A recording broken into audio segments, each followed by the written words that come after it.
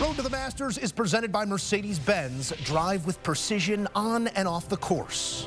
Nearly arrived, a journey for golf fans that began some 357 days ago. As Scottie Scheffler slipped on a second, the countdown immediately began. The 89th playing of the Masters now just days away as the attention of a golf world reunited falls upon that small town in East Georgia. We now welcome in a pair of constants in our coverage of this 89th playing of the Masters. Rick Gehman and Greg Ducharme, fellas, we have arrived. There's Masters week, and then there's the 51 others in anticipation of it. So, Rick, as we stand on this threshold, what's the thought occupying most of the real estate in your mind? I don't even know where I could go first here, Joe. There's so much. I think the way that I look at it is I love the history, right? Augusta National is the most historic venue that we have. That's what makes it so great. And when you look at the two pre-tournament favorites to win this golf tournament, they would both be trying to accomplish something incredibly historic. Of course, I'm referring to Rory McIlroy and Scottie Scheffler. Rory McIlroy, another chance at the career Grand Slam, only a feat that's been accomplished by 5 golfers in modern history. And then Scottie Scheffler, if he were to potentially go back-to-back, that would put him on a very short list of back-to-back Masters champions. It would be his 3rd Masters title, which is, again, another short list. So we have a situation where the two guys who are most likely to win this golf tournament would be putting themselves in a very rarefied air when it comes to a historic place at our most historic major. Which is very interesting, and part of the reason, what Rick mentions there is how likely it is Rory McIlroy or Scottie Scheffler win this tournament. And for Rory McIlroy, it's not just because of his ability in all of these other tournaments. You know, Rory has really added some different pitches to his game, if you will. His iron play, which has been the thing that's held him back at Augusta National over the years, has really improved, and it's grown more versatile. And so what I've seen out of Rory McIlroy, who I always question when he comes to Augusta National for obvious reasons, I think Rory has really created a game that is much more well-rounded, much more adaptable to varying conditions. I think he understands now the patience that's required in a major championship. It really does feel like Rory is taking actual quantitative steps towards improving on this. So, of course, anytime somebody comes in with an opportunity to complete a career Grand Slam, that's the #1 story.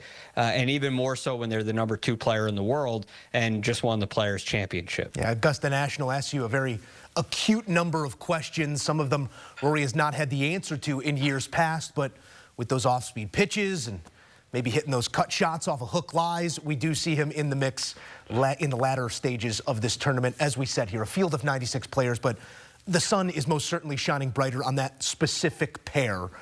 Back-to-back at hand, Grand Slam on the other. Greg, I want to go Scottie here first, because this hasn't been the linear preparation highlighted by trophies that we've grown accustomed to with Scottie in years past, but player and place still feel like a perfect fit. How, in your estimation, does Scheffler maximize his advantage at Augusta National? Well, what Scottie Scheffler does is, one, he has the ability to avoid in a typical year. In the past, he's avoided the left-hand side of the golf course almost entirely. He likes to play a really high fade. If he even does try to hit a draw, like you'll hear Scottie talk about the tee shot at 10 where he tries to hit a rope hook. If he misses with those shots, they never go left. It's a huge advantage. It's the advantage Tiger and Jack had here at Augusta National. That's one thing. The other thing is his work with Ted Scott. He knows where to place the ball. He knows how to get it there. The big question for this year, this season, is will he be able to execute tee to green at the level he has the last 3 years? Remember, in 2023, he was last in the field in putting that week. So he executed tee to green as well as anybody. Now, I do think he's answered the question on the greens. Question this year, which is different than we've ever seen from Scottie, is can he avoid that left shot that he's battled a little bit? It seems to be going away. So I think things are looking really good for Scottie Scheffler heading into this Masters. I'm so glad that Greg brought up Ted Scott. Ted Scott has more Masters championships than Scottie Scheffler does, right? Thanks to his work with Bubba Watson. And I think that in a post-Tiger era, we have not seen any golfer or caddy golfer combination really strategize their way around Augusta National better than Scottie Scheffler has. Greg nailed it, right? He is going to only try to take on shots that if he executes, great. And if he is unable to execute them, he is going to miss in the proper spot. That's the secret, right? It sounds very easy when I lay it out before the tournament starts. Yeah, you just don't miss in any of the bad spots. You never leave yourself short-sighted, and you'll be just fine. Well, it's a lot harder to do when you're actually out there. The good news for Scottie Scheffler is he's the best tee to green player in the world by a significant margin. The good news for Scottie Scheffler is that despite some of the struggles putting in the past, he has mostly, for the most part, fixed that, or at least shown us the ability that he can get hot with the putter, that he can go a week without giving 2, 3, 4 shots back to the field. So this is a really incredible combination of preparation and execution that we have been seeing from Scottie Scheffler over the course of his first 5 Masters championships. Yeah, back-to-back would put Scottie in elite company, but 3 in 4 years is a club of only 1.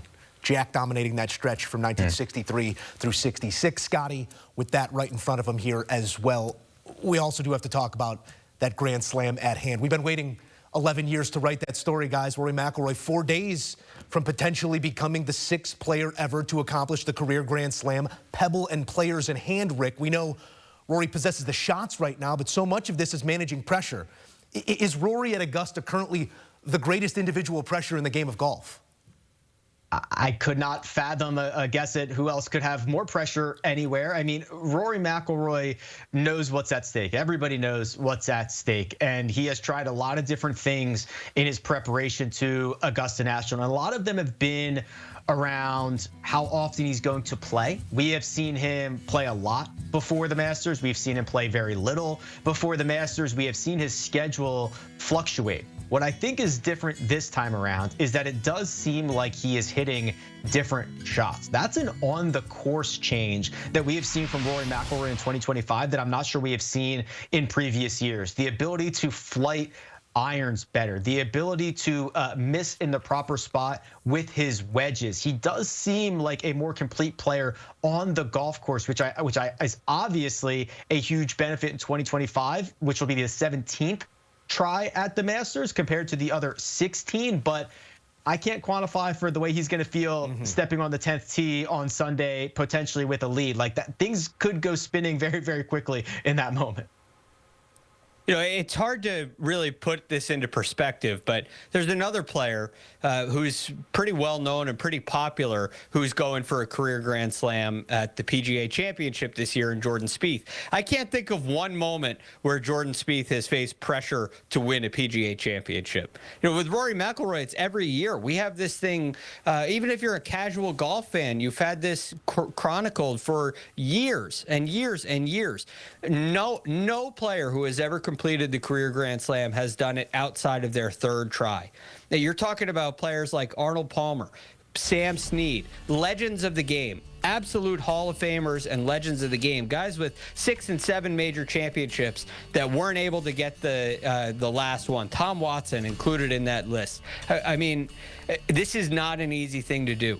And it happens a lot more often than you think, where the guy who should be a shoo-in to complete that career Grand Slam ultimately just doesn't get it done.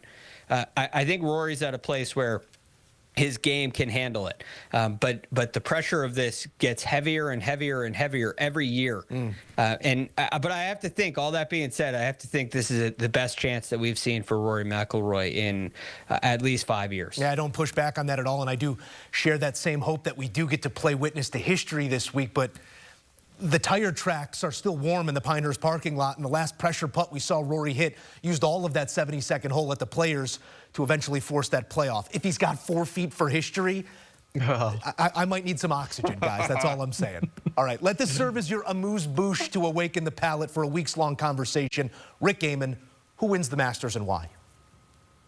Xander Schauffele. And I look at this from a lot of different angles. Since he started playing major championships, his first major was the Masters in 2018. He has finished inside the top 10 in over 50% of his major championships. He has been better in that stretch than anybody not named Scottie Scheffler. He is coming off of a 2024 major championship season that was historic. One of the best major championship seasons we have seen in the Tiger era in terms of strokes gained. And of course, the two wins to go along with it are certainly helpful in that department. And I know he's been sidelined a bit here in 2025. He has been knocking off rust. He missed some time with a rib injury, but the last time we saw him was the Valspar Championship. He picked up 11 strokes on approach. It is not only the best week of Xander Schauffele's career, it is the best approach week of any golfer anywhere in the world in 2025. I believe it is time Xander Schauffele would get himself closer to a career Grand Slam. Well, I'm going to go with the only player in the field where Rory McIlroy would be happy, aside from being Rory McIlroy. It's his good friend Shane Lowry. Now, I know this is a little down the board here, but Shane Lowry has done some incredible things this season, and it's gone somewhat unnoticed. You look at what he's done with his recent form, and you're talking about 4 straight top 20 finishes. He was tied 8th at the Valspar Championship, 7th at the Arnold Palmer Invitational. It's come from great iron play, great tee to green play as well. But in all 4 of those events, he's gained 3 or more strokes approaching the green, which has been extremely impressive. You look at what he's done at the Masters, 4 out of the last 5 years. He's finished inside the top 25. He knows how to play the golf course. He also has a tied 3rd there. And one of the things I've noticed in getting ready for the Masters year in and year out is just how important short game really is. And Shane Lowry is one of the best pitchers of the golf ball on the PGA Tour. We don't always see it with him statistically, but when you look at what he's done in his last 5 events, he's beating the field around the greens in the last 5 events as well. Shane Lowry's checking a lot of the boxes for me heading into this week at the Masters. Certainly a pair that we'll have a close eye on throughout the week. Fellas, let's have ourselves a week. Appreciate you stopping by. And be sure to tune into Morning at the Masters on the Masters YouTube channel. That's coming your way Wednesday through Sunday with special guests all week long. Roger Steele, Hallie Ledbetter, bringing you closer to the action than ever before. Plus, post-round coverage, exclusive trips inside the Butler cabin, coming to you right here on CBS Sports HQ.